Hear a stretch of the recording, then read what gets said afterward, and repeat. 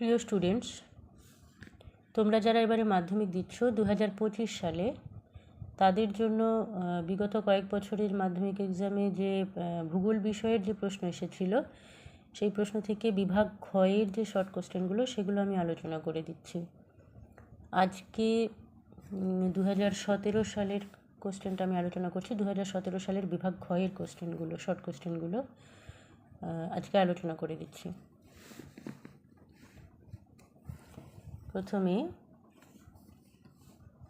প্রথমে আছে নিম্নলিখিত বাক্যগুলি শুদ্ধ হলে পাশে সু এবং অশুদ্ধ হলে পাশে অ লেখো। যে কোনো 6টি, আমি সবগুলো বলছি। বারখান বালিয়াড়ি থেকে শিফ বালিয়াড়ি সৃষ্টি হয়। বারখান বালিয়াড়ি থেকে শিফ বালিয়াড়ি সৃষ্টি হয়, এটা হবে শুদ্ধ। ওজোন স্তরকে প্রাকৃতিক সৌরপর্দা বলা হয়, শুদ্ধ। ভূমধ্যসাগরীয় অঞ্চলে সাধারণত গ্রীষ্মকালে বৃষ্টিপাত হয়, এটা অশুদ্ধ। ভূমধ্যসাগরীয় অঞ্চলে শীতকালে বৃষ্টি হয়। সূর্য, চাঁদ ও পৃথিবীর সরলরৈখিক অবস্থানকে সিজিগি বলে, শুদ্ধ। ভারতে অধিকাংশ ধান শীতকালে রবি শস্য হিসেবে চাষ করা হয়, এটা অশুদ্ধ। ভারতের সর্বাধিক জনঘনত্বপূর্ণ রাজ্য হল পশ্চিমবঙ্গ, এটাও অশুদ্ধ হবে, বিহার এখন।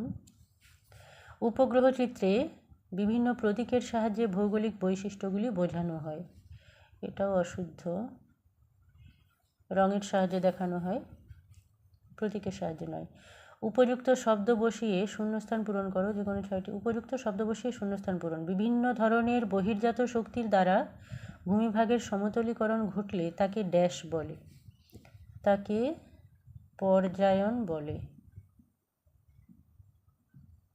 পর্যায়ন। হিমবাহ ও জলধারা বাহিত নুড়ি, বালি, কাঁকর ইত্যাদি সঞ্চিত হয়ে দীর্ঘ সংকীর্ণ আঁকাবাঁকা শৈলশিরার মতো ভূমিরূপকে ড্যাশ বলে, এস্কার বলে। আমি এখানে লিখে দিচ্ছি, এস্কার বলে।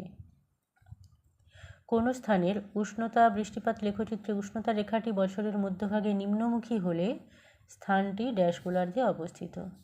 বছরের মধ্যভাগে নিম্নমুখী, তার মানে জুন, জুলাই, আগস্টের সময়। এই সময় যদি নিম্নমুখী হয় তাহলে স্থানটি হবে দক্ষিণ গোলার্ধে, অর্থাৎ তখন উষ্ণতা কম থাকে, তার মানে শীতের সময়। জুন, জুলাই, আগস্ট শীত, মানে তখন দক্ষিণ গোলার্ধে, তার মানে স্থানটি অবস্থিত। পৃথিবীর ড্যাশ বলের প্রভাবে গৌণ জোয়ার সৃষ্টি হয়, কেন্দ্রাতিক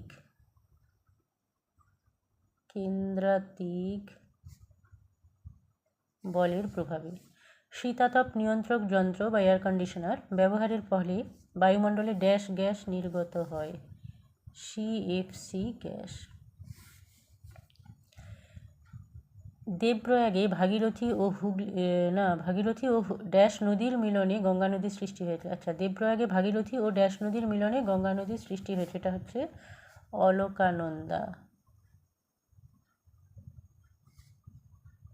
অলকানন্দা। ড্যাশ শহরকে দক্ষিণ ভারতের ম্যানচেস্টার বলা হয়, কোয়েম্বাটুর শহরকে দক্ষিণ ভারতের ম্যানচেস্টার বলা হয়, তামিলনাড়ুর কোয়েম্বাটুর। একটি বা দুটি শব্দে উত্তর দাও। যে উচ্চভূমি দুটি নদী ব্যবস্থাকে পৃথক করে তার নাম লেখো, এটা হবে জল বিভাজিকা। যে উচ্চভূমি দুটি নদী ব্যবস্থাকে পৃথক করে, জল বিভাজিকা। সম্পৃক্ত বায়ুর আপেক্ষিক আর্দ্রতা কত? 100%। ক্রান্তীয় সমুদ্রে কোন ধরনের সমুদ্র স্রোত সৃষ্টি হয়? ক্রান্তীয় সমুদ্রে উষ্ণ সমুদ্র স্রোত। প্লাস্টিক কোন ধরনের বর্জ্য? প্লাস্টিক হচ্ছে জৈব অভঙ্গুর, কঠিন ও জৈব অভঙ্গুর, এটা লিখলে সব থেকে ঠিক হবে, কঠিন ও জৈব অভঙ্গুর। শুধু জৈব অভঙ্গুর লিখলেও হবে, অসুবিধা নেই, কঠিন ও জৈব অভঙ্গুর। ভারতের সর্বোচ্চ গিরিপথ কোনটি? আচ্ছা, এটা হচ্ছে ডুংরিলা পাস বা মানা পাস। ডুংরিলা বা মানা পাস। পৃথিবীর বৃহত্তম ম্যানগ্রোভ অরণ্য কোথায় অবস্থিত? সুন্দরবন অঞ্চলে, সুন্দরবনে অবস্থিত। সুন্দরবন। ভারতের কোন মৃত্তিকা কার্পাস চাষের পক্ষে আদর্শ? এটা হবে কৃষ্ণ মৃত্তিকা বা রেগুর। কৃষ্ণ মৃত্তিকা বা রেগুর কার্পাস চাষের পক্ষে আদর্শ। কোন সড়কপথের মাধ্যমে দিল্লি, মুম্বাই, চেন্নাই ও কলকাতা যুক্ত হয়েছে? এটা হচ্ছে সোনালী চতুর্ভুজ। সোনালী চতুর্ভুজ।